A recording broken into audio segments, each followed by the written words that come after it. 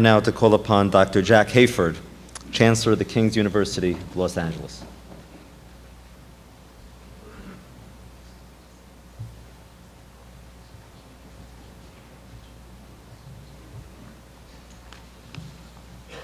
Well, good evening, friends.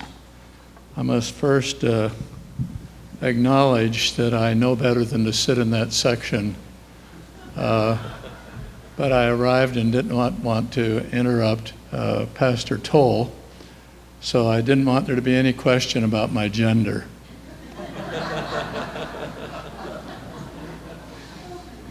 It is a supreme honor to be here.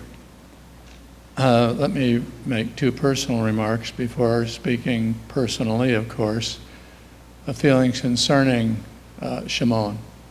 The first is that my daughter is with me this evening. My wife, by reason of recent surgery, she's doing fine, but it's very difficult for her to be here this evening. And so she's not with me. I'm tardy, not because of passivity concerning the remarkable nature of this event, that it be honored in every way, but by reason of peculiarly, I could not consult Shimon about timing his departure from this world, and I had a commitment to speak at a tribute for a great leader who some of you may know, Dallas Willard, a remarkable leader in the Christian community, internationally respected. And I was to speak at a tribute. He's living, but it was an event honoring him. And so they put me up first at the dinner so I could come here. Thankfully, I can remain, and I don't have any more tributes to go offer this evening. What a real true delight to be here tonight. I hardly can define the depth of emotion that I feel, all the more by reason of being unable to be present on the occasion of Shimon's burial and being out of the city and committed in such a way that there was nothing that could alter it to allow me to return. In a moment, I want to say a word to you, dear Danielle, and especially with love from Anna and myself. I could not help but this afternoon in preparing my thoughts, which were coalescing over the last really 2 or 3 days. And I was thinking of that great statement so commonly, the opening of any statement or addressing of the things in the Jewish community, Baruch atah Adonai, Eloheinu melech haolam. And the sense of humility we feel before God when we think of greatness. For the ultimate flow of greatness comes from the nature of God himself, the Creator, and when it flows into people at unusual proportions, and especially when they know they aren't God, but they know who is, and honor him, and yet draw on a fountain of life that goes deep because God has fashioned them for tasks that require that if they will, draw on his energy and life and spirit, that the Ruach HaKodesh will invade their life, enabling them quite beyond themselves. And Shalom was unquestionably a man filled with the Spirit of God, a man who treasured the Word of God, the Torah, the Holy Scriptures, all of them.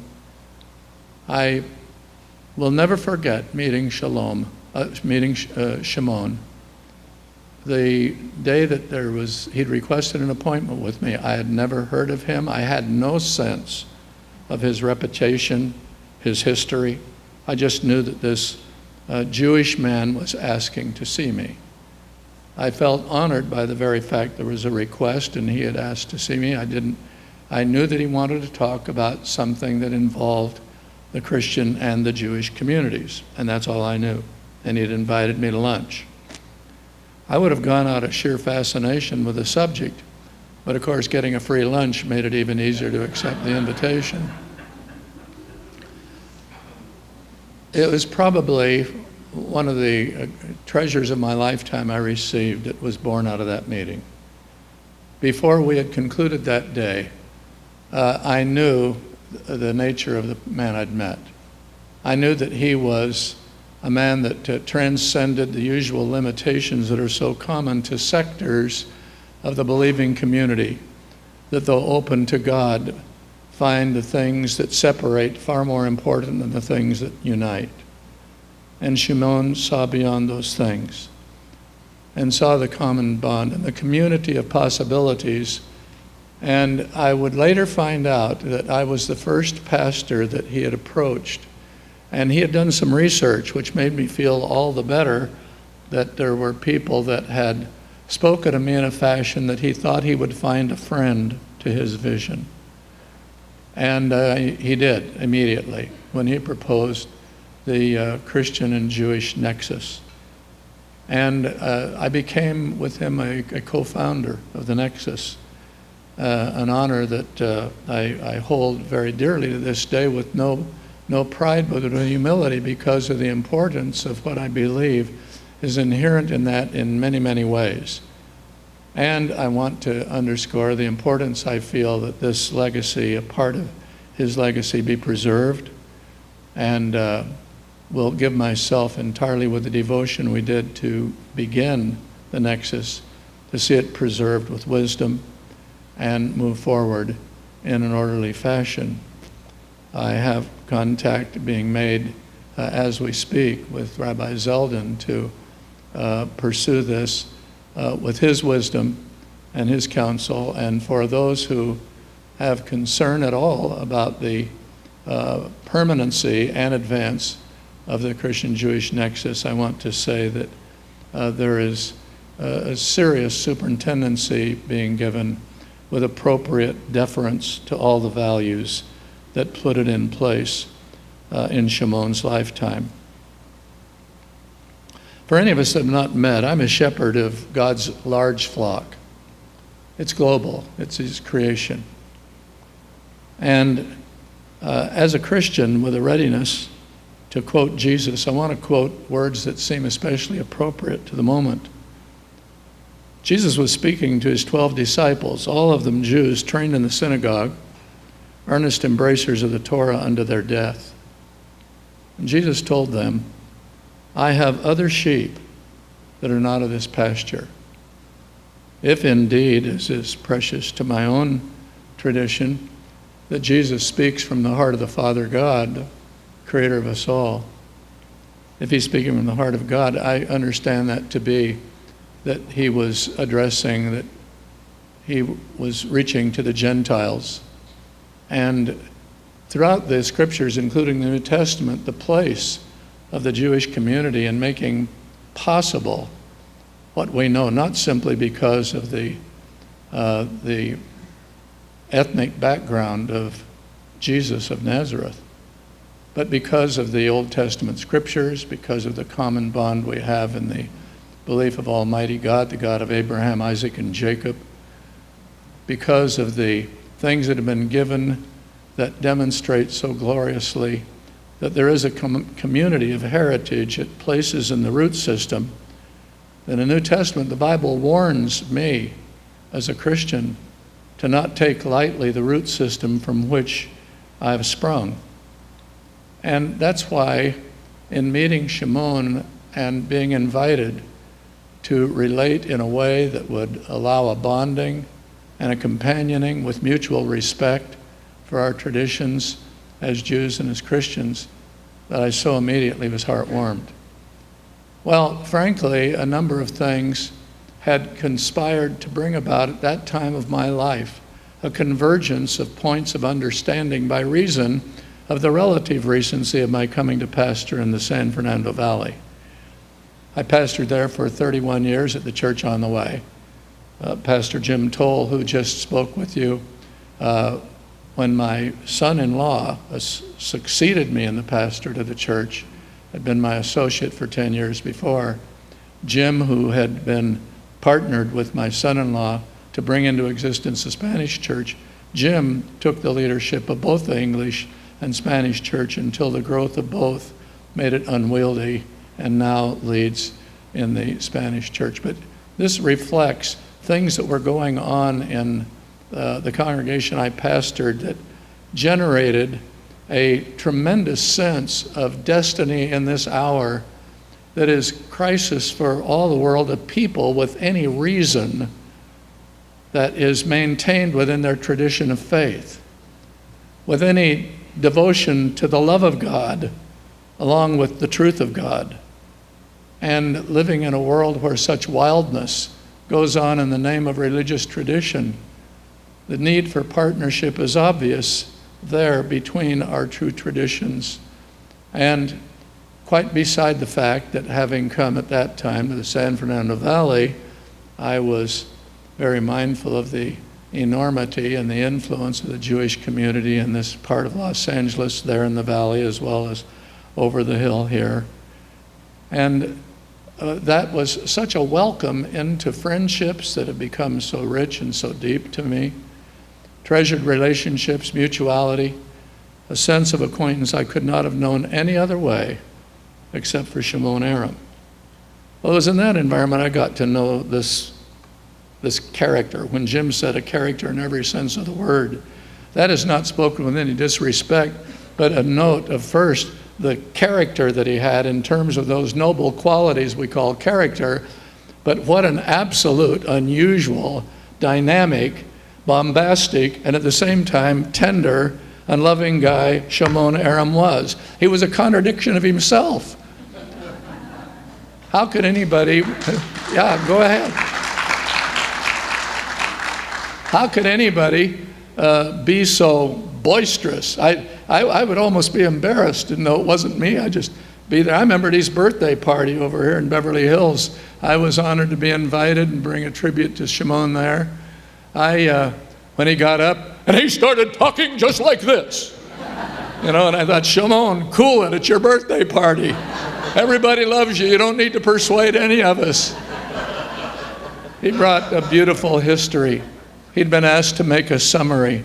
I wish we had all night that night. He could have told stories. I will never forget the first time I was with him talking about his involvement in the War of Independence and ensuing wars of the Sinai campaign and war, the Six-Day War, up through the Yom Kippur War, and the things that had involved him in the military side of things. Probably the most touching thing I ever heard him relate was later on when the depth of our relationship developed. And he mentioned going just down to Beersheba, just nearby in the Negev, where he went into the tent of Ben Gurion and met him for the first time. And this was before the founding of the Jewish state, the modern Jewish state. And to see the tears that came to his eyes remembering that great leader. I had no idea, except as it accumulated, the depth of this man's involvement in the rise of, and then the fighting for, and then realizing the ongoing perpetuation of the nation of Israel. Because my convictions command my same fidelity to that cause, not simply because of the Nexus, but because of the Scriptures. I'm a firm believer, and I don't say this simply because it's the right place to say it. I would say it in any environment, in any court. Before, I have made statements before, if I were to live to the place that it cost my life. This can sound so playing to the bandstand, forgive me. If it cost me my life to stand with the Jewish peoples and to stand for the state of Israel, I would do it. I believe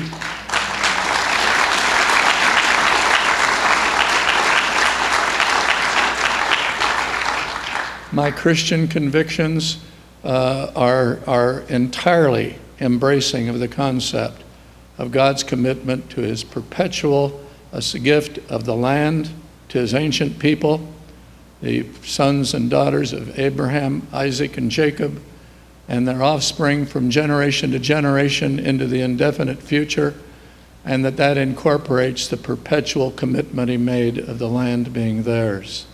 And I say that notwithstanding the fact, and I say this with no intention of criticism, but with remorse, that there are some Jews unaware of the depth of their own heritage who do not take such a stand even in this day. But at the same time, I would that every Christian were bonded together with the same conviction, and some see somehow that we Christians have replaced Israel, but we have come partnered in the purposes of God beside the Jews and Israel. And it is a joy and a delight to be here tonight, to honor a man who saw that and who wanted to do everything that he could to advance that. And as he gave his life in that way, along with the other noble causes, of course, the grand causes earlier in his life that I've cited, I want to say how thankful I am to add my words today on this occasion of memorializing as dear a friend as I have had of recent years, and one whose friendship I treasure.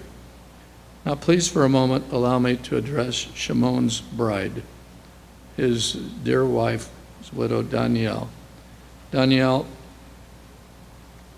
I was thinking today of Shimon's grace and his force.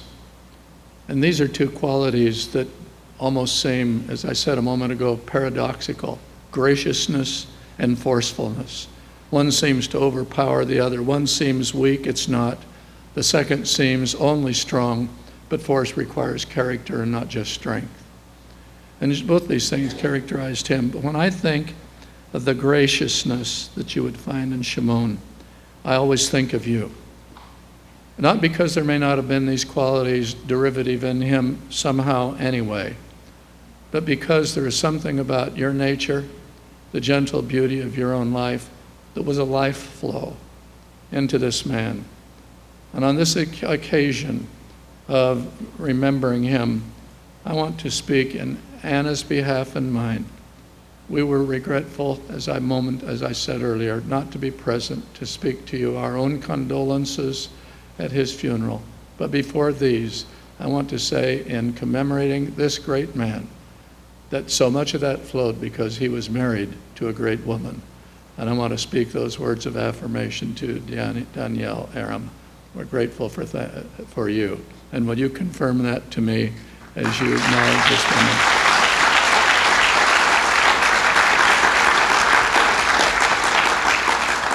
I conclude with this notice. I was thinking today that Shimon was a Joshua. I will not pronounce these well at all. I'm going to say the English translation. He was a Joshua, he was an Isaiah, and he was a Nehemiah. Joshua because he was a warrior, a leader of men in battle.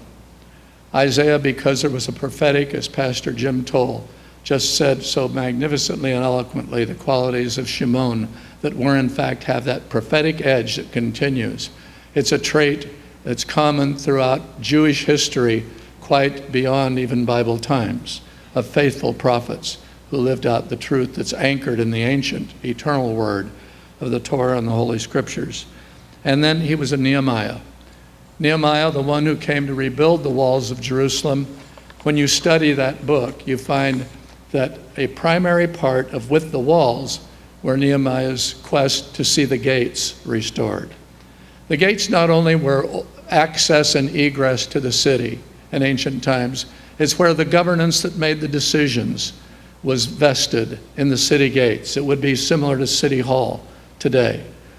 And Shimon, I see, as a Nehemiah who restored what were gates that had been destroyed, that were intended to be navigated between Christians and Jews for accessing one another in fellowship and partnership and egressing in our times of devotion and worship as occasion would recommend. And to recognize that we are one people, the people of the living God Almighty, the creator of all things, the one who, having manifest himself through Abraham, Isaac, and Jacob, has revealed himself eventually to the world. I am of those sheep of another pasture, been a shepherd within that fold, but feel no distance whatsoever, and largely because of not only my belief that I came to see more clearly in the Word because of him, but because of a man named Shimon Erem. I celebrate his memorial this day, this night. God bless you all.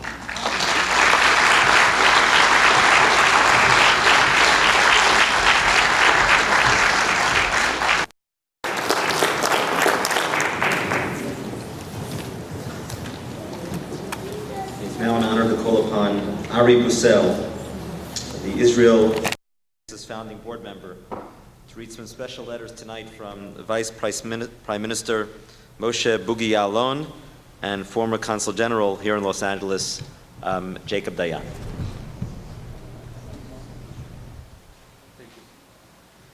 From Zion, Jerusalem.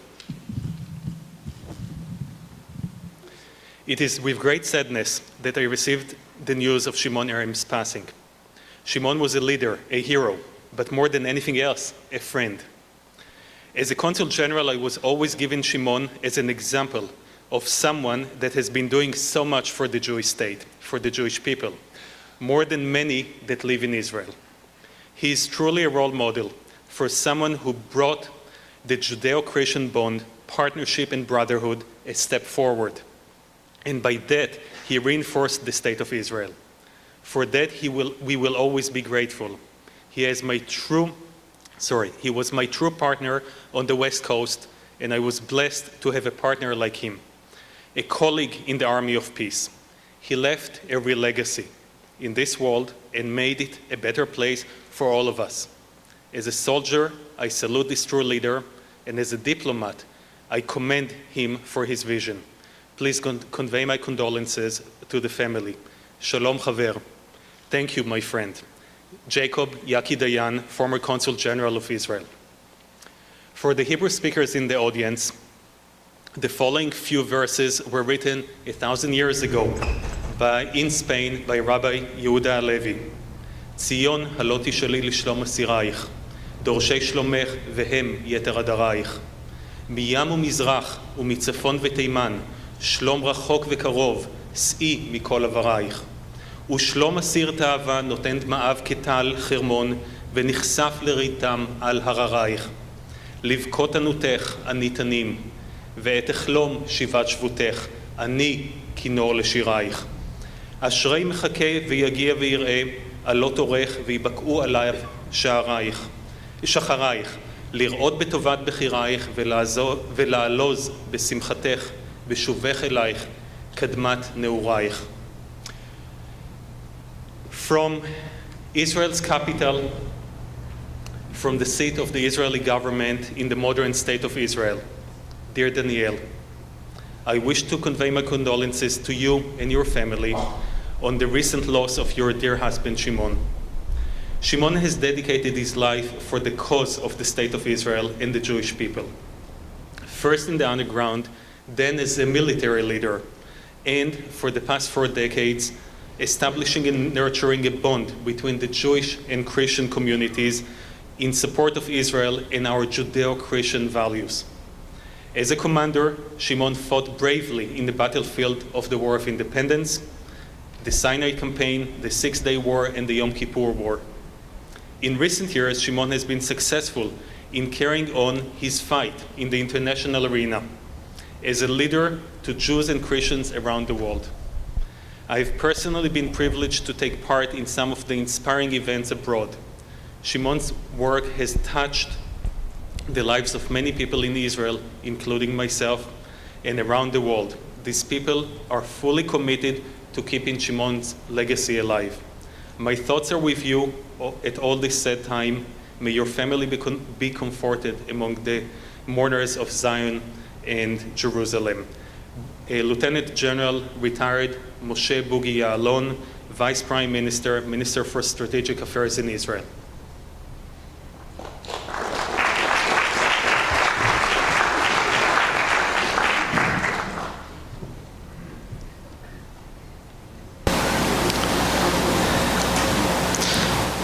Okay, Shimon's impact was felt in the highest levels of Israeli political and military leadership, as you just heard, and it was also felt in the halls of Congress. And now I call upon Larry Greenfield to read some letters from Congress, Larry being the Israel-Christian Nexus founding board member.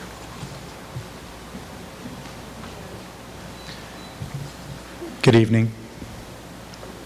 Kind greetings, Danielle. Thank you, Patricia Johnson.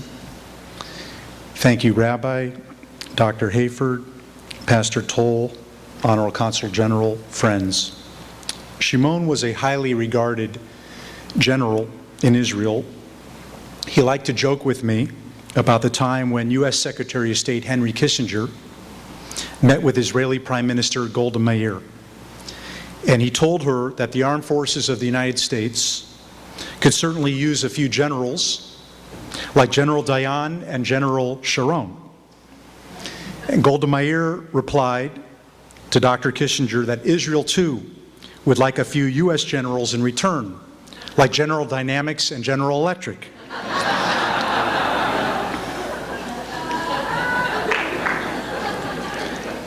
General Erem was a warrior leader for Israel, a patriot for the United States, and a wonderful friend and mentor.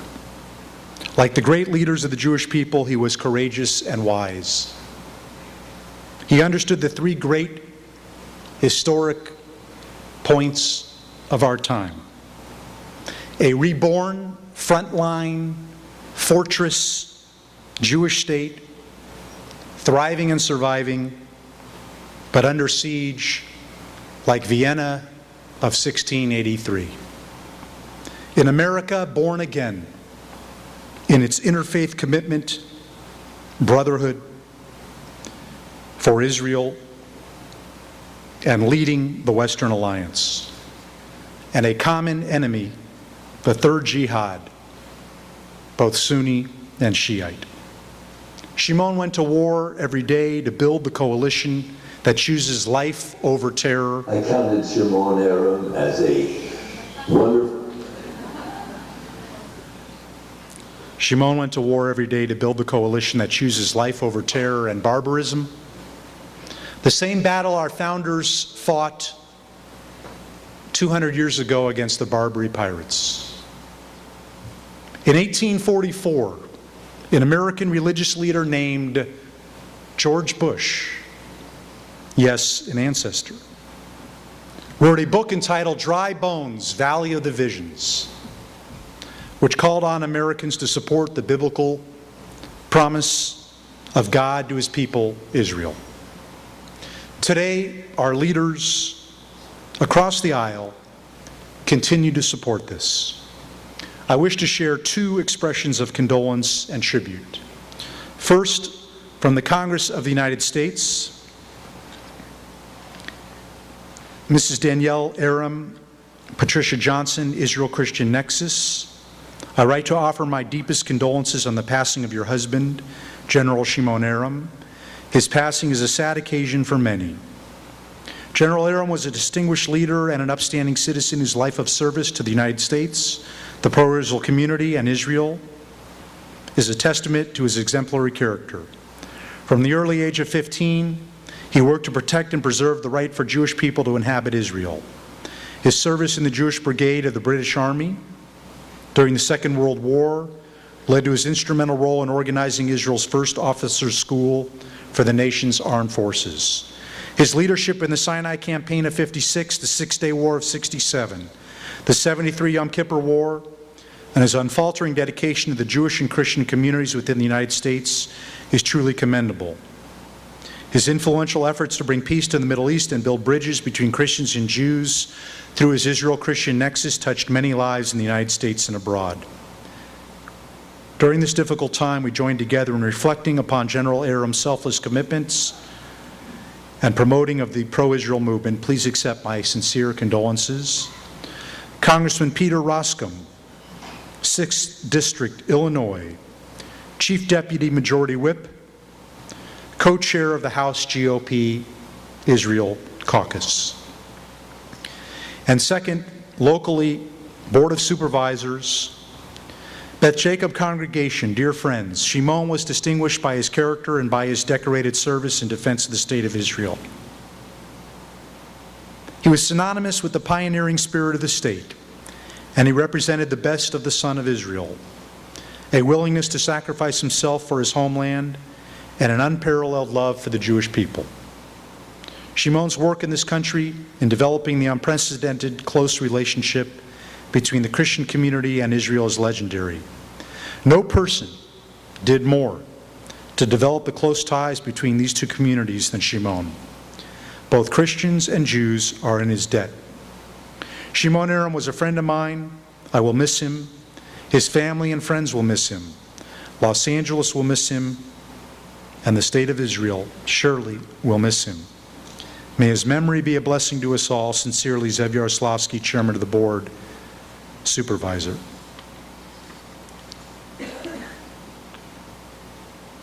God bless America. God bless Shimon Erem.